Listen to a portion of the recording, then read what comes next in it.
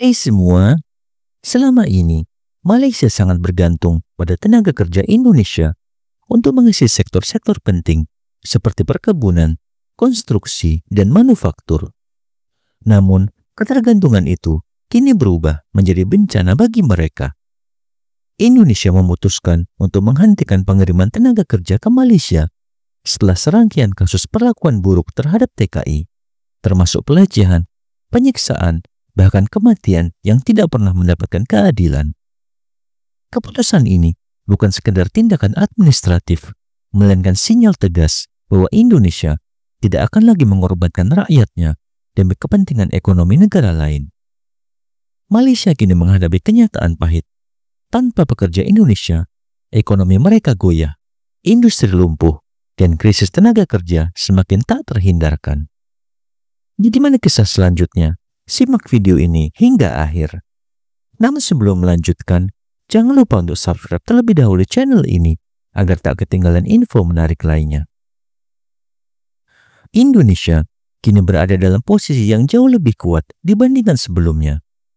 Jika dulu para pekerja Indonesia tidak punya banyak pilihan selain pergi ke Malaysia, sekarang situasinya berbeda. Banyak TKI yang lebih memilih bekerja di negara-negara seperti Korea Selatan, Jepang, atau Timur Tengah yang menawarkan gaji lebih tinggi serta perlindungan hukum yang lebih baik. Sementara itu, di dalam negeri, Indonesia terus berbenah dengan menciptakan lebih banyak lapangan kerja, terutama di sektor hilirisasi industri. Pemerintah Indonesia di bawah kepemimpinan yang baru semakin menegaskan bahwa masa depan tenaga kerja Indonesia ada di dalam negeri, bukan sebagai buruh murah di negara lain. Dampak dari kebijakan ini langsung terasa di Malaysia. Di sektor perkebunan kelapa sawit saja, Malaysia kekurangan hampir 4.000 tenaga kerja. Belum lagi sektor manufaktur dan konstruksi yang juga menghadapi masalah serupa. Mereka mencoba mencari tenaga kerja pengganti dari Bangladesh atau Nepal, tetapi hasilnya tidak seperti yang diharapkan. Selain kendala budaya dan bahasa, para pekerja dari negara lain ini tidak seadaptif dan sedisiplin tenaga kerja Indonesia. Akibatnya, produktivitas menurun, proyek-proyek tertunda, dan para pengusaha Malaysia mulai panik.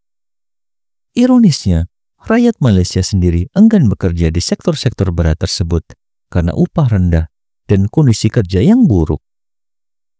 Sementara Malaysia sibuk mencari solusi instan, Indonesia justru semakin maju dengan membangun industri berbasis sumber daya alam sendiri. Dulu, kita hanya mengekspor bahan mentah seperti nikel dan sawit ke luar negeri, termasuk ke Malaysia. Namun kini, Indonesia lebih fokus pada hilirisasi, membangun pabrik pemurnian sendiri, dan mengundang investasi besar-besaran. Hasilnya, negara-negara yang selama ini menikmati bahan mentah murah dari Indonesia mulai panik, termasuk Malaysia. Begitu pula di sektor tenaga kerja.